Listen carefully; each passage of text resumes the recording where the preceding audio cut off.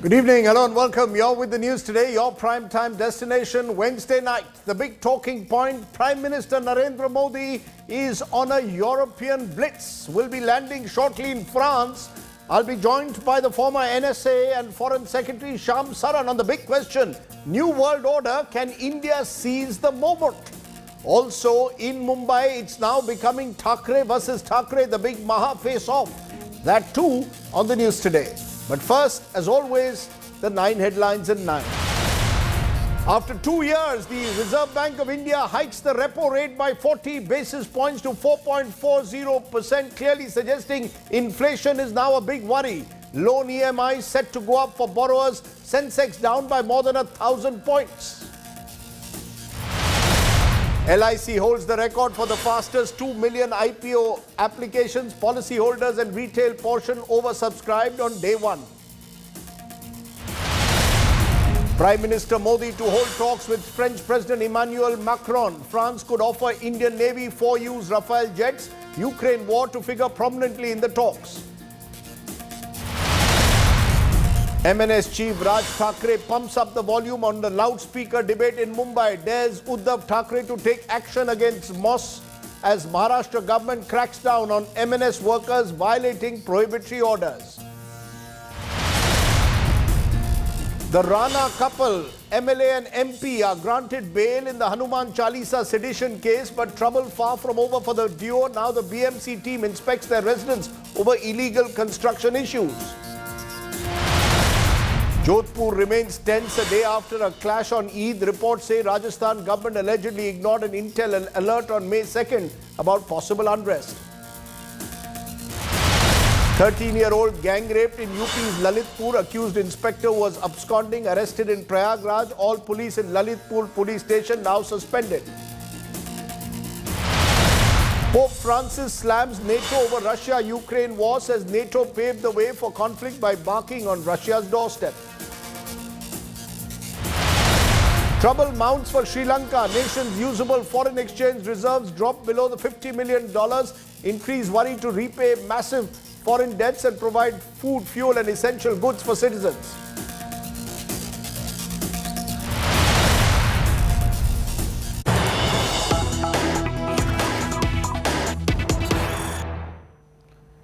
But first, tonight to the news that's just coming in. Prime Minister Narendra Modi has just arrived in Paris on the third leg of his European blitzkrieg tour.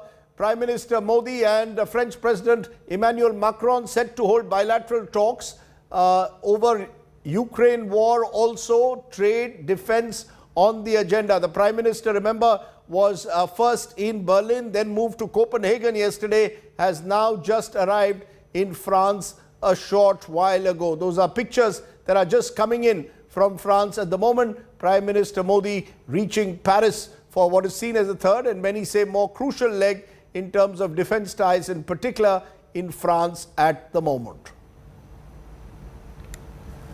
Well, Prime Minister Modi will be meeting French President Emmanuel Macron shortly as part of this 3-country visit of his. The Prime Minister is the first world leader to be hosted by the French President, who was re-elected, remember, only last week. The two leaders expected to hold discussions on several issues, the critical issue also being the ongoing war in Ukraine. Now remember, on Ukraine, right through this trip, Prime Minister Modi has stuck to a firm stand of neutrality, not willing to outrightly condemn the Russians, but instead calling for a cessation of violence and saying there will be no winners. Now this stand has not gone down well with some Western nations.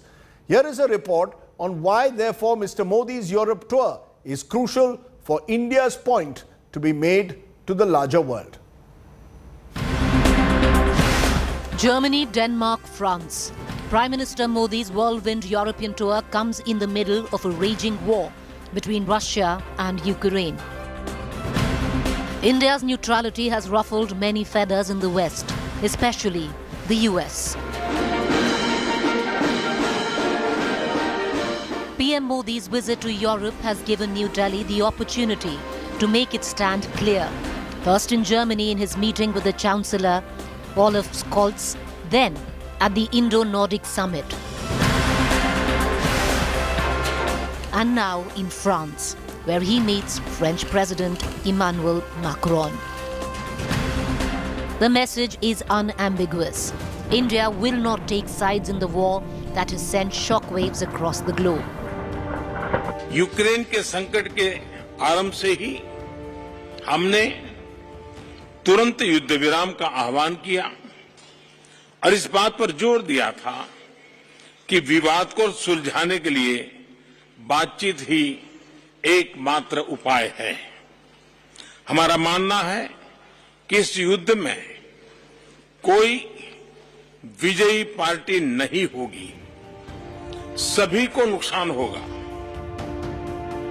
If Germany was more accommodative of India's stand, then the US, Denmark urged India to lean on Russia to end the war.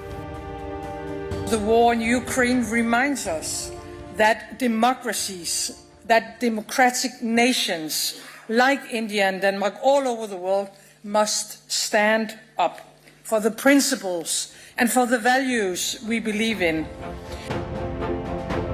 The Russia-Ukraine war has forced a sudden change in the world order. India is walking the tightrope, but has made it clear time and again it will not give in to arm twisting.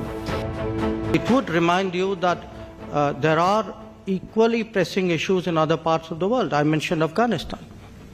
I mentioned the challenges which we faced in Asia. And if I were to put those very challenges in terms of principles, I mean, when a rules-based order was under challenge in Asia, the advice we got from Europe is do more trade. At least we're not giving you that advice. Neutrality is not new to India. India remained non-aligned during the entire Cold War. But times have changed and India has emerged as a stronger and bigger player. And with the emergence of China as a superpower, New Delhi will have to make some tough choices in the time to come. With cameraman Yogendra Singh, Anjana Kashyap from Paris for India Today. The big questions then tonight at the top. Is neutrality over the Russian-Ukraine war really working to India's advantage? In a new world order, can India seize this moment? Should India be asserting more vigorously or tread more cautiously? Is containing China still the principal challenge? Those are some of the questions, and I'm going to be joined by a special guest, Shyam Saran, former National Security Advisor and Foreign Secretary, and rated and seen as one of the most credible foreign policy voices in the country. Join me. Appreciate your joining us, Mr. Saran. I want to turn at this moment, when the Prime Minister is on this Whirlwind Europe tour, to something, Mr. Saran, you've just written in an article where you said India must make the most of the diplomatic attention it's getting at the moment. Do you want to elaborate, Mr. Saran, on that? Why do you believe that the Russia-Ukraine war in a way presents India with an opportunity to make its presence felt not just in Europe but across the world? I think there are several reasons for this. As you know, there is a tremendous churn taking place in the geopolitical landscape thanks to the war in Ukraine, which is still ongoing. I think it has shaken a lot of assumptions with regard to, the trend lines in the world in terms of politics, in terms of economics, in terms even of technology.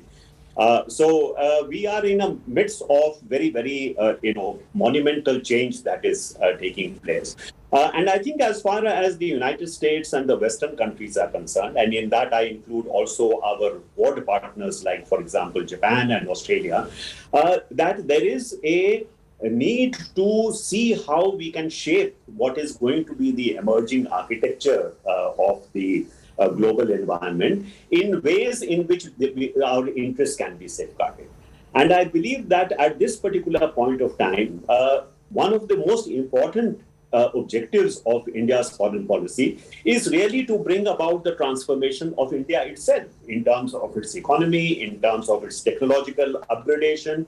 And India is one of the most important economies, is still one of the emerging economies that is growing the fastest, even though there has been a kind of a slowdown. So the opportunities that India offers as a large growing economy is one factor. The second factor is that if we are looking at a whole series of global challenges, whether it is climate change, whether it is a pandemic, many other issues as well, India's role, India's participation is indispensable in terms of the solution of those issues. So it really makes sense, both for India as well as for the West, to really allow a stronger partnership to develop between them. That is why I feel that it is a sweet spot. There is a mutual need in a sense on both sides. Don't forget that when you had the joint statement, very important joint statement issued by China and Russia in February at the time of the Olympics, China and Russia were really contemplating a very different international order. An international order which would be dominated by these two countries. Now, whatever issues we may have with the Western-dominated, global system, we certainly do not have much interest in seeing a alternative international order which is dominated certainly by China as the senior partner. So I think that there are important reasons why we should be looking at this visit by the Prime Minister to Europe as a great opportunity for us to really forge that kind of strong partnership. As you've seen, Mr. Saran, there are European countries at the moment that want India to take a stronger, more well-defined position, if I may use the word, on the war in Ukraine. You've got Denmark, which has come out very strongly today and said India must take a position which is more critical of Russia, name Russia as the aggressor, Ukraine as a victim, and shedding what is being described, as I said, by some as India's neutral position. The Prime Minister in Germany saying there will be no winners in this war, trying to walk this tightrope. Do you believe India has to shed its so-called neutrality at the moment in any way and be seen to be aggressively siding with one side or the other while the Prime Minister is in Europe? Well, first of all, I don't think it is correct to say that we are aggressively siding with one party. I think it is clear that India does not support Russian aggression against Ukraine. That I think is quite clear. I think it would be a mistake to look at India's relations with the West narrowly through the prism of India's relations with Russia. Yes, certainly I agree with you that the West would like India to take a more vocal stand on Russian aggression against Ukraine. But I think far more important, as I said, that both India and the West have this greater challenge of coping with the fallout from the Ukraine war. The fallout in terms of what is going to be the shape of the new international environment.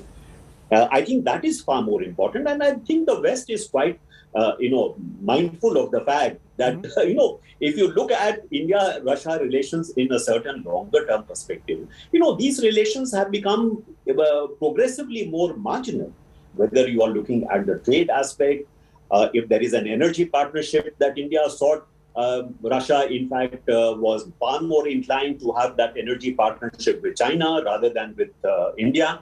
And even as far as the defense hardware relationship is concerned, over the last 20 years or so, there has been a progressive diversification of India's military hardware sources of supply. Right. Yes, there are certain legacy issues because we have been, in fact, a country which has been, very much, dependent upon technology as well as on defense hardware from Russia of the kinds that they have not been possible to obtain from the Western countries. Now, here there is an opportunity to also encourage the United States, encourage the West to be much more open in terms of, meeting the kind of requirements that India's, defense has and meeting the challenge that we face, particularly from China. So I do not think that the West is so hung up on the rhetorical aspect, of India-Russia relations. I think they are quite clear after the engagement that they have over the last several weeks that while India may be reticent in terms of, openly criticizing Russia, it is certainly not, in fact, a country which is actively supporting what Russia is doing in Ukraine. That much, I think, is quite clear. Mr. Saran, you've already mentioned China more than once. you seem to mention the fact that we could see a newly emerging international order where China would like to play an increasingly assertive role. And as you wrote the other day in a column, you believe China remains our principal threat. How do we therefore use Europe, perhaps, or the West to combat China in a sense? Do we become part of a new multipolar world, already part of the Quad? Is that the way forward as the Prime Minister visits Germany, travels to France? Can we be seen to be part of a new arrangement, alliance that can check an expansionist China and can include some of the European countries as well? So, Rajdeep, I have often said that there are two kind of dimensions to our meeting the challenge from China. One is, internal balancing or domestic balancing, as we say. Domestic balancing is that there is no alternative but to, in fact, accelerate the transformation of our own capabilities, whether it is economic capabilities, technological capabilities, our military capabilities. The more strong India is in terms of these capabilities, the better it can deal with the challenge of China. That is one aspect. The second aspect is, while that transformation is taking place, what are the ways in which we can try and put a certain degree of restraint on Chinese predilection to aggressive behavior? And in that respect, certainly having strong relationship with the United States of America, strong relationship with Western Europe, strong relationship with our partners in Japan and Australia, this is part and parcel of that response. So both are important. And as I pointed out in my article, that these relationships with the United States, with Western Europe, with Japan are also very important precisely for that domestic balancing. Because, first and foremost, we want a transformation, a development of the of India itself. So I think whichever way we look at it, it is very important for us to really advance these partnerships with these countries. And don't forget that even though Europe had a certain kind of a balancing relationship with China, because China was such an important economic partner and continues to be a very important economic partner. But thanks to what happened in February with the joint statement, thanks to China's support to Russia despite the Ukraine war, there are now questions being asked about whether or not it is really prudent on the part of Europe to have this strong kind of economic exposure to China, which may work against them in the long run. So I think there is a certain kind of a convergence of interests among the major players today, whether in Japan or Western Europe or US, in terms of trying to see how we can restrain China from a very, very aggressive kind of behavior, particularly in the Indo-Pacific. So how do we actually therefore restrain China, an expansionist China, as the PM is again in Western Europe? How does India actually assert its own position? What is our USP at the moment that could help us be part of some kind of a global arrangement that contains China? The reason as I ask you this also is because Foreign Minister Jaishankar at times is seen to be muscle flexing, virtually sending out tough messages to the West that, look, we are acting in our national interest on the Russia-Ukraine war. We don't need to be lectured. Do you believe that is the approach to take, that India must be much more aggressive and assertive to seize this diplomatic opportunity, or should we tread a little bit more warily? Well, every foreign minister has his own style of dealing with foreign relations. So I will leave it to Jaishankar to explain why he has taken a certain position. As I have stated a number of times, our interests on several issues are not the same as that of, say, the United States of America. They are not the same with Western Europe. They may even not be same with our partners in East Asia, for example, Japan. There will be issues on which our positions are different because we are coming from very different starting points. So I think Jaishankar has pointed out, for example, that, if you take, for example, the Afghan situation, in a sense, India has been also left to, pick up the pieces of the kind of chaotic withdrawal which took place by the United States. Certainly, India's interests may not have been uppermost in the mind of the United States when it decided to take that step. So there will be issues on which we will have to take our own independent stand. But that does not mean that we should not be able to work together, say with the United States or Western Europe or Japan, where our interests are actually aligned. Now, with regard to China itself, China, whether we like it or not, is and will continue to be a major part.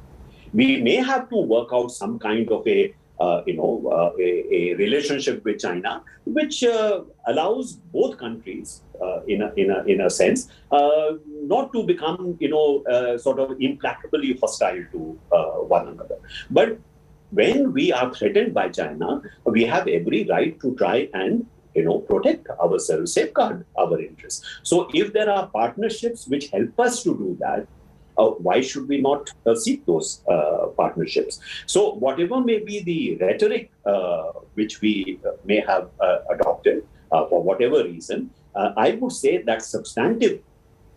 I certainly believe that there is a strong outcome in favor of, particularly, say, utilizing the current visit of the Prime Minister to force those kind of partnerships, not only in terms of dealing with the Chinese challenge, but also, as I mentioned very importantly, that if India wants to transform itself, transform its economy, upgrade its technology, who are its best partners? Those best partners still continue to be the United States, still continue to be Western Europe and Japan, because these are still the repository of the most sophisticated technologies in the world. They are still the major sources of capital in the world. So if India wants to take advantage of our relationship with these countries to transform India, then I think it makes a great sense to utilize every opportunity to strengthen those relationships. And as far as the relationship with China is concerned, I don't think we should see ourselves as being part of a containment ring around China. But certainly, I think the message should also go to China that India is not isolated, that India has strong partnerships with important countries in the world. And it has a certain importance of its own. That is why it is being quoted by other major powers. So that also is a message to China. So I think this is the reason why I felt that actually this is a moment of opportunity which we should adopt, that we should actually take advantage of. A moment of opportunity for India to seize. Shyam Saran, to give us an overview there as the Prime Minister is on his European outreach. Appreciate you joining us here on the news today. Thank you very much. Let me turn from there to our other big story today, really the biggest story of the day. In a sudden move, the Reserve Bank of India has hiked the repo rate by 40 basis points to 4.40%. It's the first hike in 44 months. The central bank has also decided to suck out 87,000 crore rupees from the system by hiking the cash reserve ratio by 50 basis points. These moves will result in higher EMIs, but also increased returns on time-tested fixed deposits. The rate hikes are being forced, the Reserve Bank says, by the fears of rising inflation. The stock markets, though, crashed on receiving the news of the rate hike. Sensex closing over 1,000 points or 2.3% down as a result of that decision of the Reserve Bank. Listen in to Shaktikanta Das first, the Reserve Bank of India Governor. The sharp acceleration in headline CPI inflation in March 2022 to 7% was propelled in particular by food inflation. The direct impact of increases in domestic pump prices of petroleum products beginning the second fortnight of March is feeding into core inflation prints and is expected to have intensified in April. Food inflation pressures are likely to continue. Food price indices of the Food and Agriculture Organization, that is FAO, and the World Bank touched historical highs in March and remain elevated. That was the Reserve Bank of India governor. Remember, all of this comes on the back of fears, not just in India, but across the world. Inflation in the back of the Russia-Ukraine war. Global crude prices had risen, but the food basket across the spectrum is showing signs of rising all the time. And that is the real concern at the moment. Given those inflationary pressures, the Reserve Bank of India, after 2 years, has taken this decision to raise the repo rate. What it will mean for you, of course, is that your EMIs will go up. What it also means, of course, is concerns over what it will do to growth rates, projected growth rates at the moment. It comes at a time when the fears remain that inflation is the biggest challenge facing the economy. So if you look at those numbers, after a steady decline in the repo rate over the last few years, you've got this first rise that's taken place in the last 2 years. So that, in a sense, is the concern at the moment. Okay. We'll have more on that, I can promise you, tomorrow night when we will look more closely at just why inflation is the big challenge. Let me turn from there to our political headline of the day, where the fight over loudspeakers has simply got bigger in Mumbai. Today, Raj Thackerays Maharashtra Navnirman Sena acted on its threat to disrupt Azan. MNS workers began playing Hanuman Chalisa on loudspeakers outside mosques, leading to a police crackdown and the arrest of several MNS workers. But MNS leader Raj Thackeray appears unfazed and says his agitation will continue. Thackeray versus Thackeray is our political face-off today. Take a look.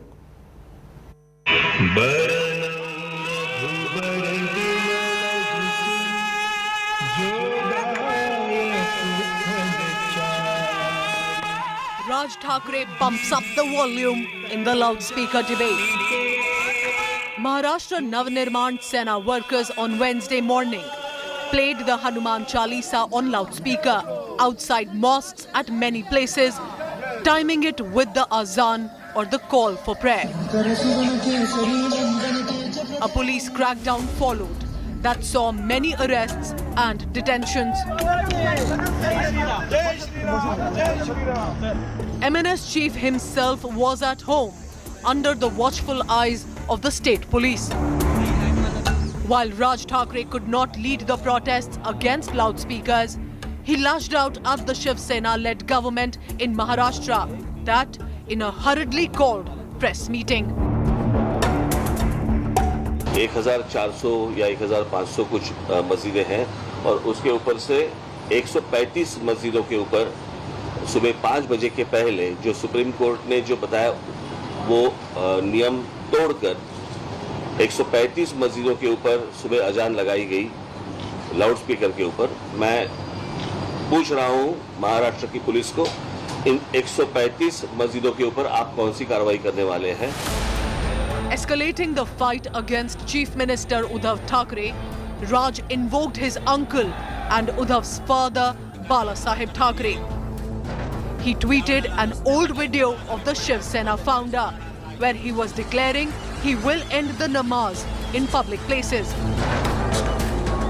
ज्या दिवशी माझं सरकार या महाराष्ट्रामध्ये येईल त्यावेळेला रस्त्यामधले नमाज आम्ही पडल्यात बंद केल्याशिवाय राहणार नाही.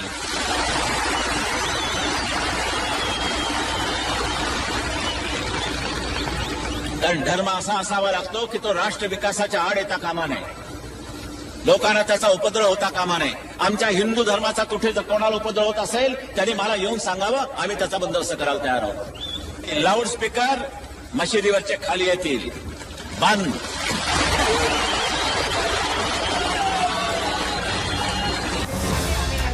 The Shiv Sena hit back with another set of Bal Thackeray videos slamming Raj Thackeray. पूर्वी ज्या स्टाईल मध्ये बोलत होतो अशी ही स्टाईल माझी कोणीतरी उचलली म्हणतात, मला माहित नाही कोणी.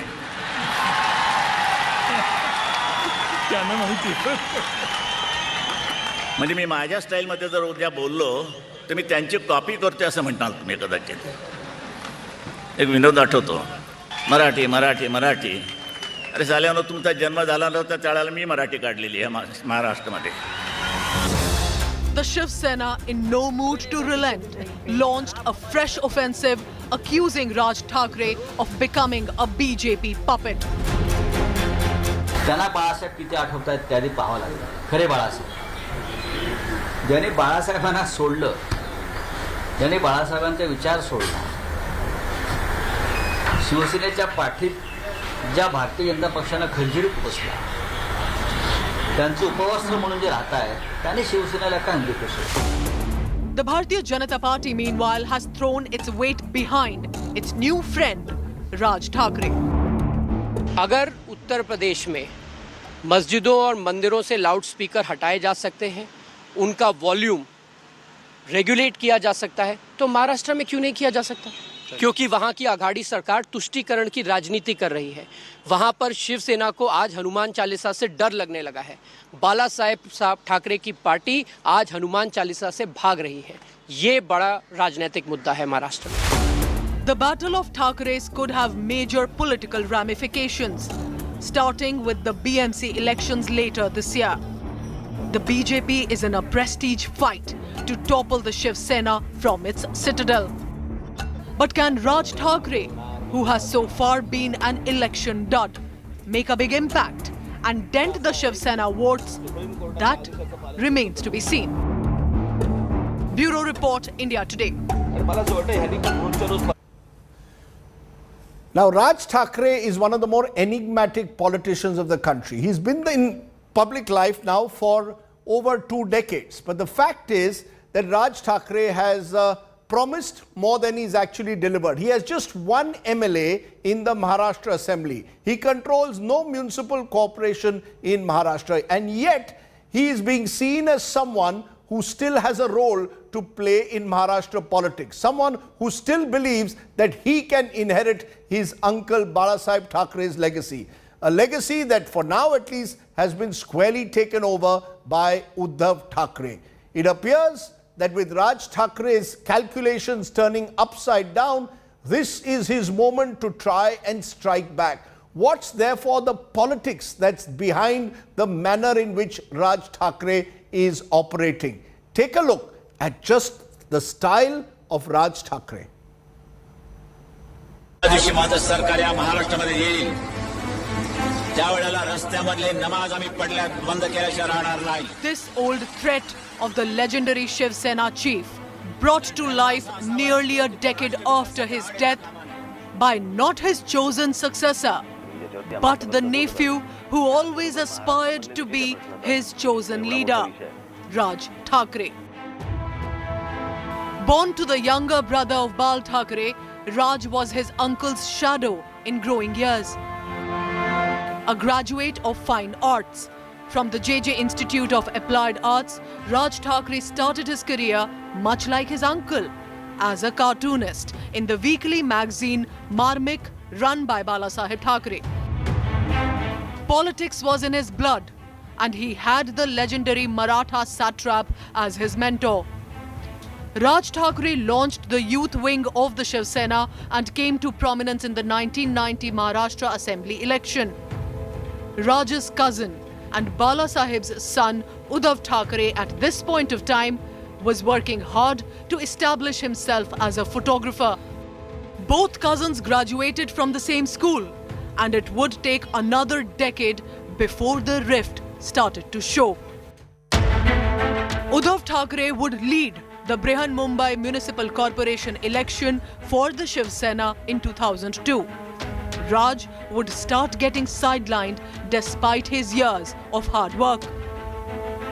In next few years, it would be clear that his uncle and the aging Shiv Sena chief's chosen political successor was his son Uddhav, and not the nephew who had the grassroots support.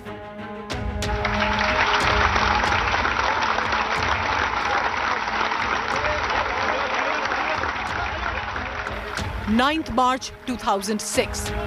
Raj Thackeray broke away from the Shiv Sena after years of tussle and launched his own party, Maharashtra Navnirman Sena, the MNS.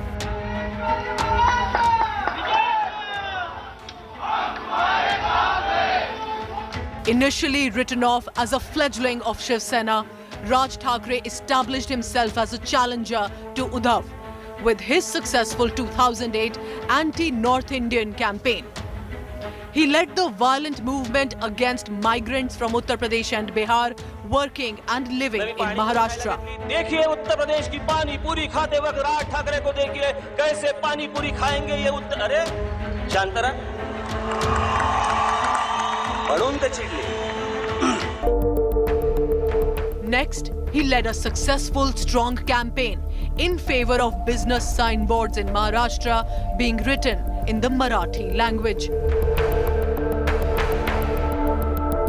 2 years later, in 2010, MNS along with Shiv Sena banned Australian cricketers participating in IPL 3 from playing in Mumbai as a protest against the attack on Indian students in Australia. This made many hope for the reunion of the Thackeray's, but that was not to be. 2 years later, in 2012, when Balasaheb Thackeray breathed his last, Uddhav Thackeray picked up his mantle. Thackeray cousins were united in their grief and family loss, but remained poles apart in their political dominance of Maharashtra. Raj Thackeray became the sworn political opponent of Uddhav and Shiv Sena in the state. He has not been able to cause much electoral dent in the poll politics, but has been the agitator who has been a thorn in the side for his cousin and now the Chief Minister of Maharashtra. या 135 मशिदींवरती मुंबईतल्या खास करून महाराष्ट्रातले तिकडचे जे काही commissioner असतील ते बघतील, पण मुंबईचे पोलीस कमिशनर, मुंबईचे पोलीस हे या 135 मशिदींवरती काय कारवाई करणार आहेत आणि करणार आहेत की नाही करणार आहेत ते एकदा समजू देत. With this, the road ahead just pulls the cousins away from each other politically even more and establishes Raj Thackeray as the staunch right-wing agitator and the successor of hardcore Hindutva politics of Bala Sahib. Bureau Report, India Today. Let's turn from what's been happening in Mumbai to tonight's ground report, and it comes from Madhya Pradesh, a story that should shock and shame our policymakers. In Sioni, 2 tribal men were allegedly beaten to death on the suspicion of cow slaughter. Over 20 people have been arrested, including Bajrang Dal, Ram Sena activists who are allegedly behind this ghastly murder. Tonight's ground report is brought to you by Hemendra Sharma. हाँ बोलने वाले ये हाँ कौन है ये mobbed हाँ किसके लिए काटे ये threatened किसके लिए काटे तुमने murdered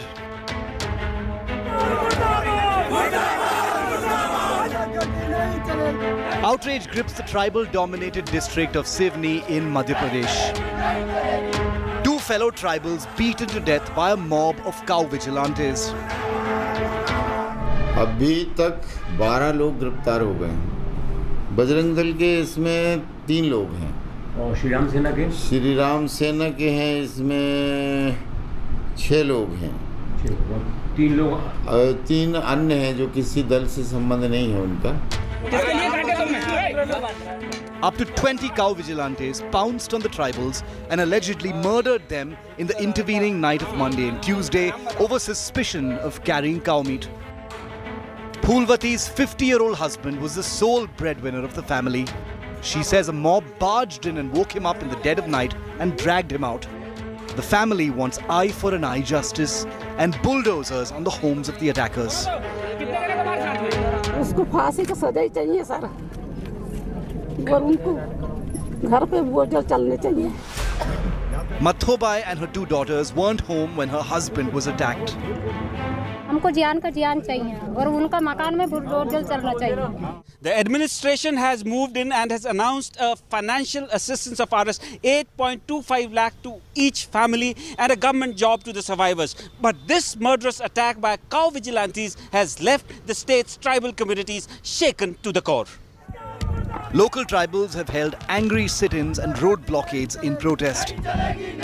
The Congress has accused the BJP of spreading hatred and violence against scheduled castes and scheduled tribes in the state.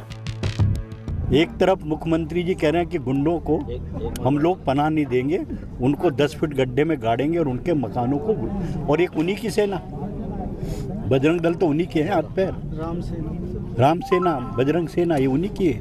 जो माननीय मुख्यमंत्री जी कर रहे हैं, गुंडों के घरों को तोड़ रहे हैं, वो आप इनके घरों को तोड़ो और इन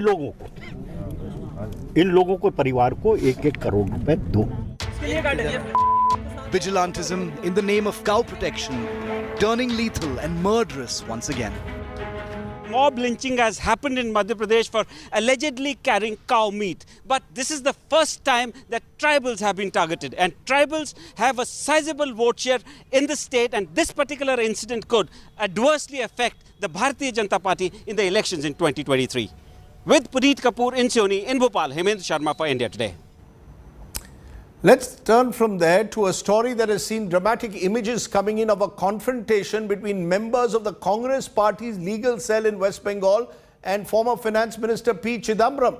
The showdown took place in front of the Kolkata High Court. The reason P. Chidambaram was representing a party in a case that was filed by a Congress-owned leader and Bengal President Adhir Ranjan Chaudhary.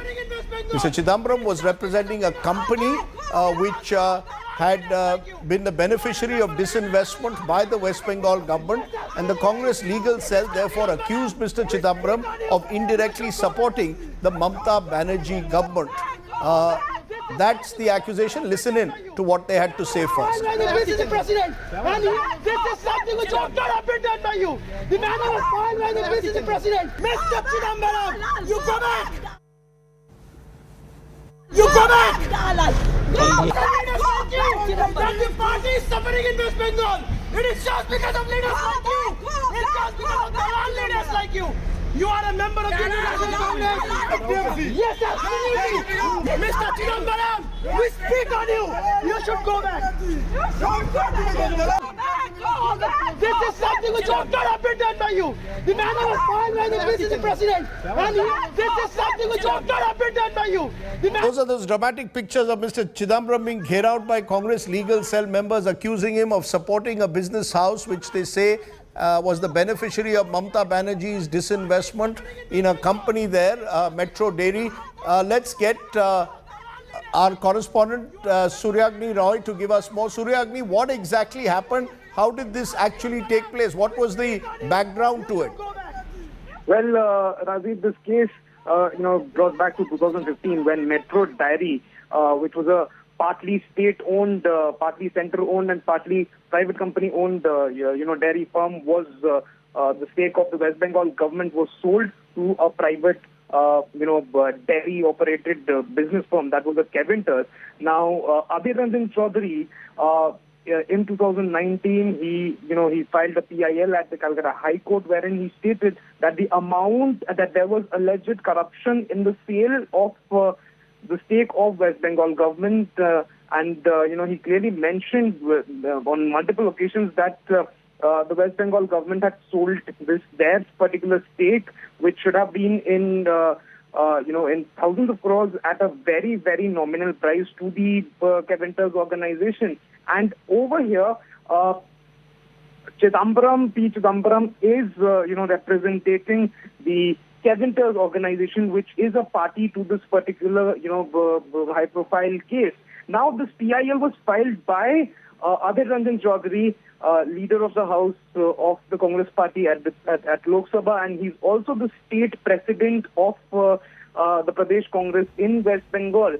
So, and he is one of the. So you're saying that Mr. P. Chidambaram is being accused by the Congress's legal cell in West Bengal of appearing for a company which is the beneficiary of that disinvestment process by the Mamata Banerjee government, a disinvestment process that Adhir Ranjan Chaudhary, the Congress leader in the Lok Sabha, is calling illegal and corrupt, and therefore finds himself in a very difficult position.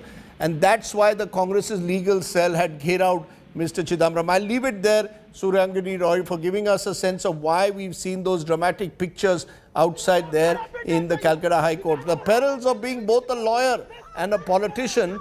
At times, you have to tread a very fine line, and Mr. Chidambaram there finding himself in a spot of bother.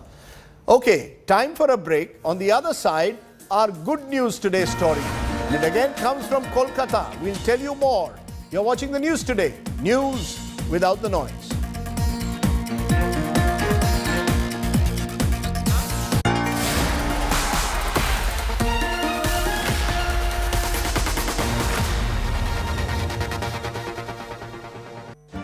Make your media plan smarter with India Today Live TV on your connected devices.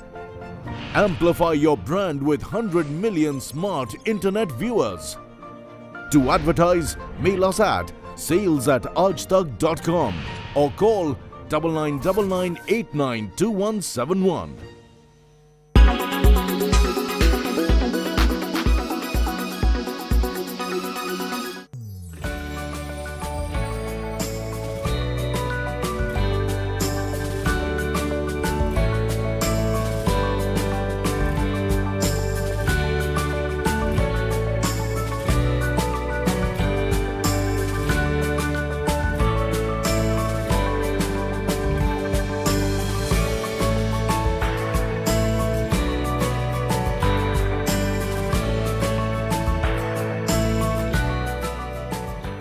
So it is actually unreal to see the kind of attention every tweet from Elon Musk gets.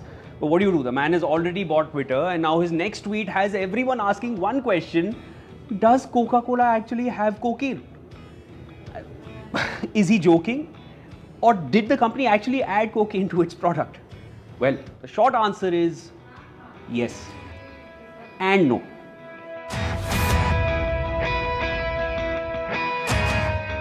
So way back in 1885, when pharmacist John Pemberton came up with the formula of Coca-Cola, cocaine was in it. At least that is what the US government's National Institute of Drug Abuse claimed. What was actually in the formula, if one may think?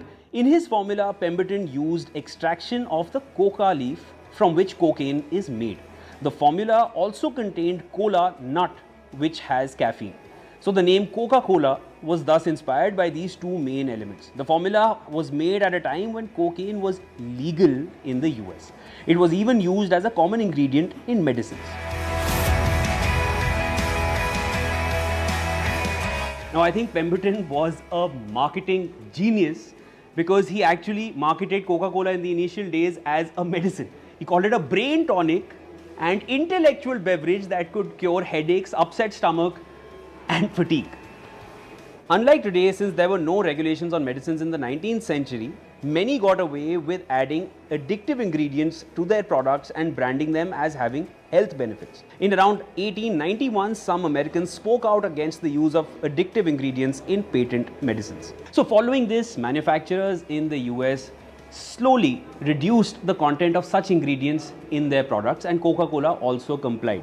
They began reducing the content of cocaine in the product and removed it completely by 1929. You are watching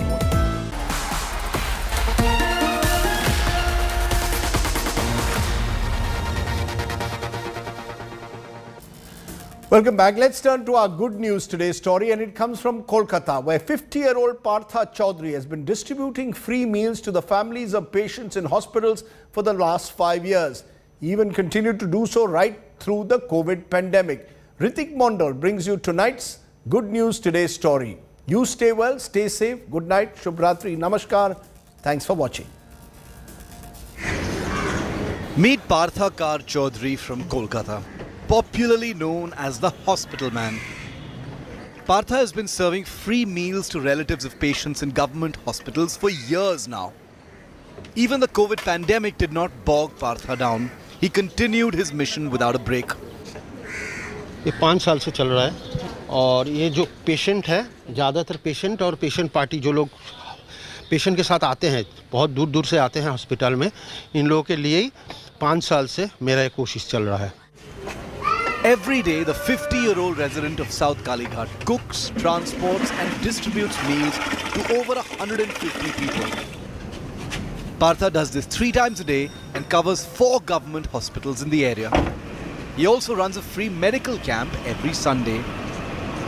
मेरा वो तबीयत थोड़ा ख़राब हुआ था तो मुझे वो हॉस्पिटल में भर्ती होना पड़ा था। तो मैं जब हॉस्पिटल में गवर्नमेंट हॉस्पिटल में भर्ती हुआ तब देखा कि हर पेशेंट के सामने एक साथ में एक आदमी आता है जो रहता है उनके साथ। वो घर का आदमी होता है और उन लोगों का खाने का कोई ठिकाना नहीं रहता है। वो लोग सुबह से रात तक वो पेशेंट के साथ ही रहता है।